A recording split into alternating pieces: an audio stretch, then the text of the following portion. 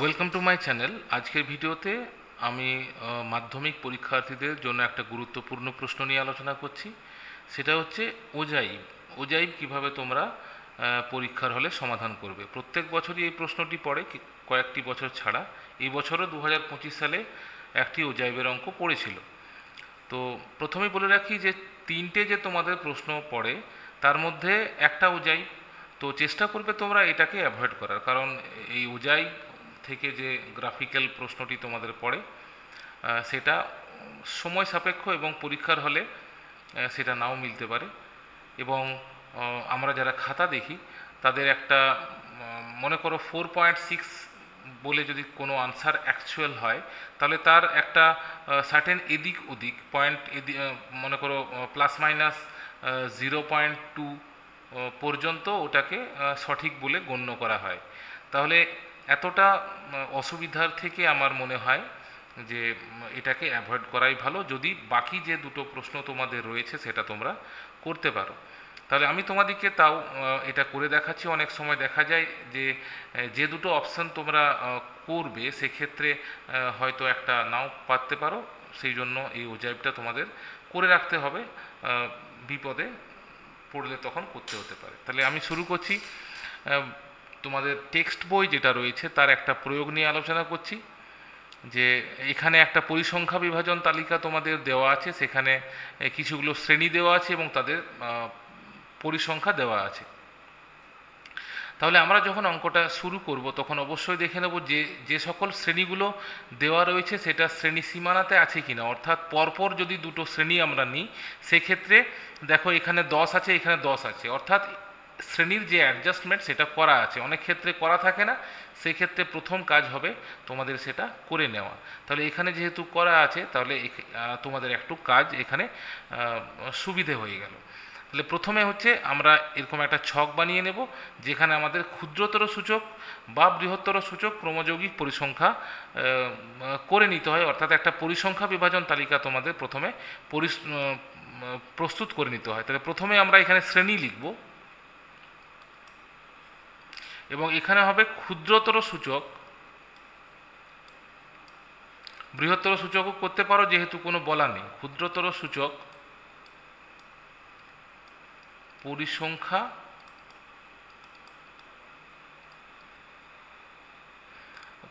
ক্ষুদ্রতর সূচক ক্রমযৌগিক পরিসংখ্যা লিখলে বেশি ভালো হয়। ক্রমযৌগিক পরিসংখ্যা, ক্রমযৌগিক পরিসংখ্যা, যৌগিক পরিসংখ্যা। তাহলে শ্রেণীতে আমাদের লিখতে হবে 10-এর কম,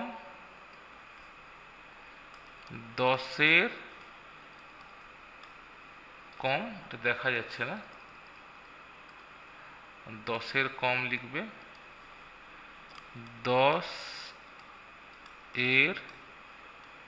কম, 20-এর কম, 30-এর কম, 40-এর কম, 50-এর কম এবং 60-এর কম। যতদূর পর্যন্ত আমাদের থাকবে ততদূর আমাদের করতে হবে। তাহলে 10-এর কম হয়ে যাবে 7, 20-এর কম হয়ে যাবে 7 যুক্ত 10 মানে 17, 30-এর কম হবে এই 17-এর সাথে 23 যোগ হবে মানে 40, আর 40-এর কম হবে 40 যুক্ত 50 মানে 90, আর 50-এর কম হবে 90 যুক্ত 6 সমান 96, আর 60-এর কম হবে 96 প্লাস 4 মানে 100। তাহলে আমাদের এখানে n হয়ে গেল 100, n সমান 100। তুমি পাশে n/2টা বের করে রাখতে পারো, সেটা হয়ে যাবে 50। ঠিক আছে, আমি x অক্ষ y অক্ষ এখানে টেনে রেখেছি। তাহলে এটাকে আমরা x ও নাম দিলাম, এটা হচ্ছে y অক্ষ এটা। তাহলে আমরা এই x অক্ষ বরাবর এই কোনগুলো নেব বলতো, যে সীমাগুলো রয়েছে। ঠিক আছে, এখানে যে উচ্চ সীমাগুলো এই যে 10, 20, 30 এই সীমাগুলোকে আমরা নিয়ে এক্স অক্ষ বরাবর সেটা আমরা লিখব। তাহলে এখানে 0 আছে, 0-র পরে আমরা 10 নিয়ে নেব, হিসেব মতো নিবে যাতে তোমাদের গ্রাফ কাগজে গুনতে সুবিধা হয়। তাহলে 10 যদি আমি এখানে নিই 1, 2, 3, 4, 5, 6, 7, 8, 9, 10, তাহলে এটা অনেক বড় হয়ে যাচ্ছে। ঠিক আছে, তাহলে আমি অর্ধেকে 10 নিচ্ছি, এটা 10 নিচ্ছি, 10, তারপরে 20, মানে এটা হচ্ছে 10, 20, 30, 40, 50, তোমাদের গ্রাফ কাগজে আরও ভালো হবে, 60 এবং 70। ঠিক আছে, এই এতটা পর্যন্ত তোমরা নিয়ে নেবে। আর পরিসংখ্যার ঘরে হায়েস্ট পরিসংখ্যা দেখো কত আছে, 50 আছে, তাহলে 50 পর্যন্ত নিতেই হবে। তাহলে এমনভাবে তোমাদের নিতে হবে যাতে ওয়াই অক্ষ বরাবর সেটা পুরোটা ধরে যায়।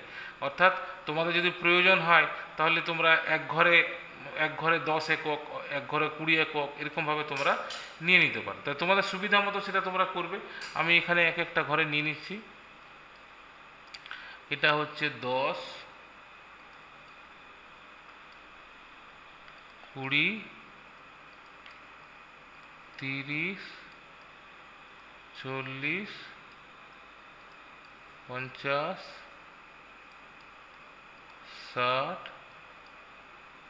70, 80, 90, 100 পর্যন্ত নিলাম, কারণ এখানে n = 100 আছে, তাই 100 পর্যন্ত নিলাম। কারণ দেখো এখানে শেষে 100 বার হয়েছে, তাই ওয়াই অক্ষ বরাবর আমরা ক্রমযোগী পরিসংখ্যাটা নিয়েছি। এটা ক্রমযোগী পরিসংখ্যার ঘর, এটা ক্রমযোগী পরিসংখ্যা, আর এটা হচ্ছে উচ্চ সীমা। ঠিক আছে, এরপরে আমরা কোনগুলো প্লট করব?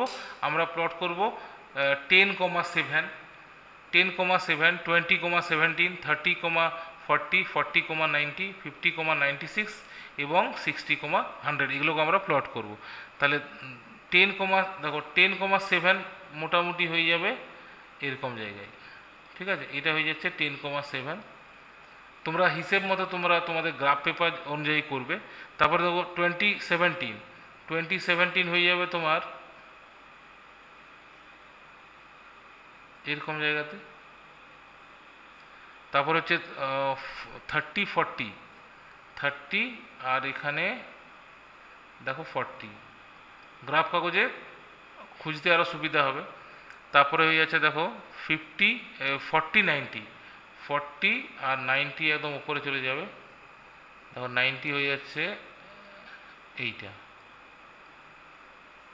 তারপরে হচ্ছে 50, 96, এটা 50-র ঘর, এটা হচ্ছে তোমার 90, এই জায়গাটা 96 হবে। তারপরে হয়ে যাচ্ছে 60 আর 100, 60 আর 100 হয়ে যাবে তোমার এই জায়গাটা। ঠিক আছে, এরপরে যে বিন্দুগুলো পেলে সেগুলোকে তোমাকে কিন্তু ফ্রি হ্যান্ডে যোগ করতে হবে, ফ্রি হ্যান্ড, হ্যাঁ, অর্থাৎ স্কেল ছাড়াই যোগ করতে হবে। মোটামুটি তোমাদের আরও ভালো হবে।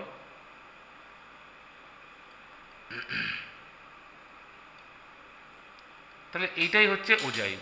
তোমরা এখন যে চিত্রটা দেখতে পাচ্ছ সেটাকেই ওজাইব বলা হয়। এবারে এখান থেকে মধ্যমা কিভাবে নির্ণয় করতে হয় সেটা আমি বলে দিচ্ছি। এটা তোমরা মোটামুটি শিখলে। তোমরা তোমাদের গ্রাফ কাগজ অনুযায়ী তোমরা এই যে স্কেলগুলো এক্স অক্ষ বরাবর বা ওয়াই অক্ষ বরাবর সেটা নিয়ে নেবে, আর তারপরে এটা ফ্রি হ্যান্ডে যোগ করবে। মানে স্কেল ছাড়া এটা যোগ করলে সবচেয়ে বেশি ভালো হয়, কারণ এটা স্কেল দিয়ে যোগ করলে ঠিকঠাক হয় না। কেমন?